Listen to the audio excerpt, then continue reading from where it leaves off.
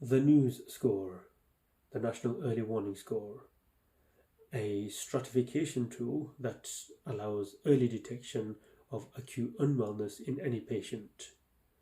It is a tool that is clinically validated and endorsed by NHS England in view of the published literature and research that has evidenced sufficient and positive correlation between a high use score and acute unwellness that may lead to significant complications and or mortality.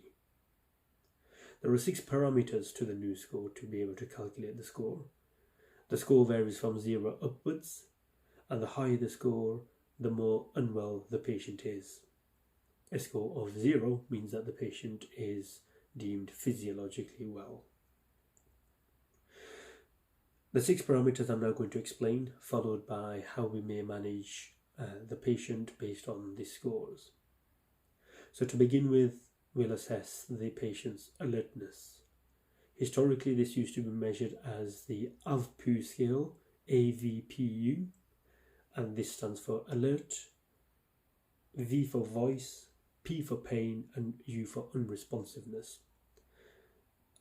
To assess this, you would call the patient at the bedside in order to take the use or the NEWS score and assess these physiological parameters.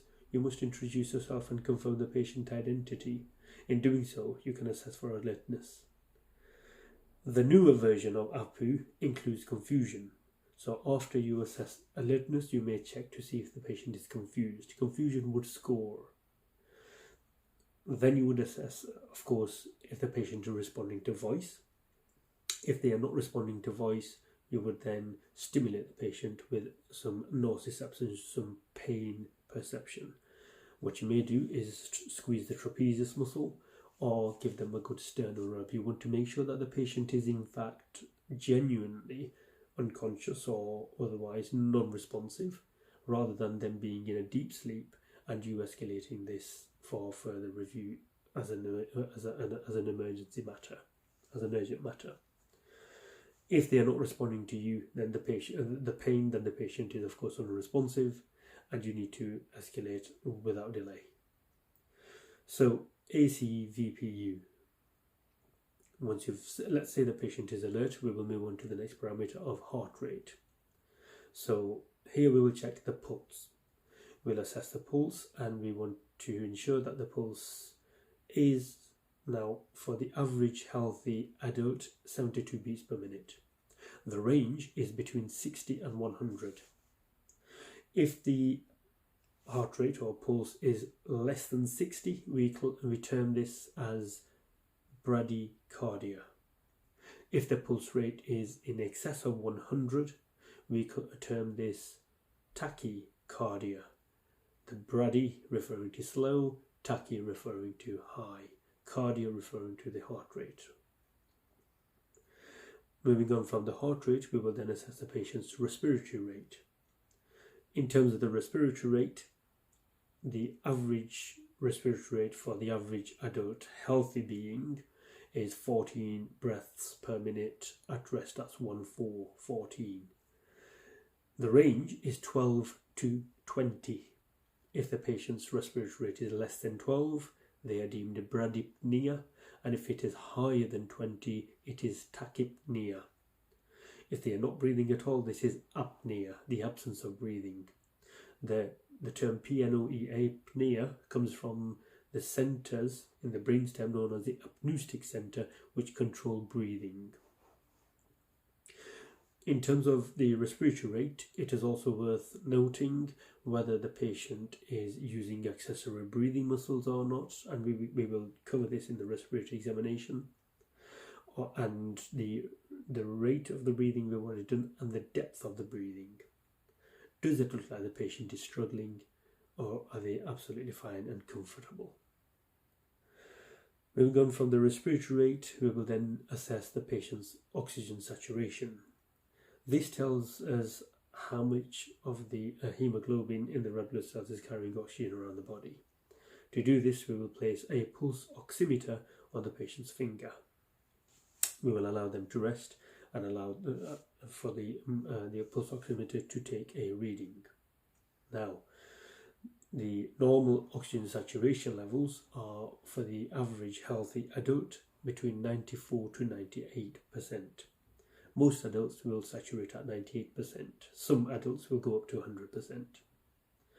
It is also important to worth noting that there are certain conditions such as COPD where we will change the expected O2 sats to 88 to 92 as being deemed normal.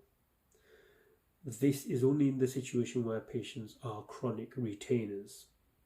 As such, we will apply, instead of the NEWS score, we will apply the NEWS 2 score, a slight modification of the NEWS score. But that is only in those situations.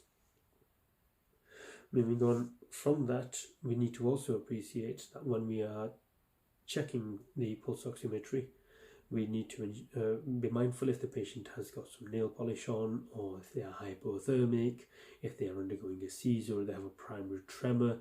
These situations can actually make it very difficult or give us skewed results. Raynaud's phenomenon is another clinical abnormality which may skew the oxygen saturations. After the oxygen saturation, we will then check the blood pressure. Now, blood pressure can be done in one of a number of ways. A digital monitor. In a GP setting, we may well use a manual, what we call sphygmomanometry. Mercury sphigs were used. Unfortunately, they are no longer used in the clinical setting in the UK because they are deemed to be a safety risk. Now, when we assess blood pressure, again, the normal blood pressure for the average healthy adult is 120/80. Now, blood pressure has two readings. The top reading, 120/120, is a systolic. That is when the heart has actually contracted and it is higher blood pressure. The second reading of 80 is the diastolic. This we take when the patient is at rest or when the heart is relaxing. So it is the lower of the two blood pressures. The clinically significant blood pressure, ironically, is actually the diastolic. Yet the caveat to this whole thing with the NEWS score is, first and foremost, the diastolic is not actually taken into consideration. And secondly, the systolic only scores once it is over around 180, depending on the trust or otherwise. Now, remember I said the normal was 120/80. When we get to 140/90 and above, then that is deemed as being hypertension, as in high blood pressure. If the blood pressure was 90/60 or less, then we need to consider hypotension, i.e. low blood pressure. So there's a little bit of a catch with the blood pressure situation. Finally, we will assess the temperature. The temperature can be done using a thermometer, and we often will do this in the ear. So the external auditory meatus, the ear canal, sits at a slight angle, so therefore we will pull the auricle back and up a little, and the probe we will insert into the ear canal. That's one way to do it, which is what we call the tympanic. Alternative ways would be to place a device inside the mouth, inside the oral cavity, sublingually, just underneath the tongue. Under certain circumstances, so children may well do that. Under certain circumstances, we may well place it under the armpit, in the armpit known as the axilla.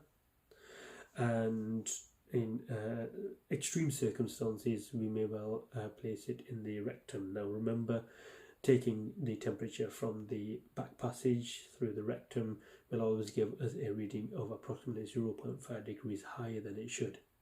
The normal temperature should be around 36.1 to 38.0. So that's the temperature, degrees Celsius, what we are looking for as being deemed normal. Finally, to finish off, scoring. So once we have scored, a score of 0 requires no further action. Aside from the fact that we may well recommend that the NEWS score and the physiological assessment is reperformed at a minimum of 12 hourly. A score of 1 to 4, between 1 and 4, and the recommendation would be that we repeat the observations as a minimum every 4 to 6 hours. A score of 5 or more requires observations to be monitored every hour, and this also requires escalation for a clinician to review the patient. It may well be that we need to consider replacing the patient into a monitored facility and potentially transferring them. A score of 7 or more requires continuous monitoring of the patient. The patient is deemed to be acutely unwell, and this requires not only escalation for a clinician to review, but also escalation to the critical or the acute care teams, and replacement of the patient, transferring them from the setting that they're into either the resus setting, the resuscitation room, or the high dependency unit. So there we are. And finally, if the score on any one single parameter is 3 or more, then once again we would recommend repeating the observations as a minimum every hour, with potential to consider for escalation. So there you have the National Early Warning Score, the parameters that are, the normal ranges that were, and how the actions that we may take as per the score. Thank you for watching.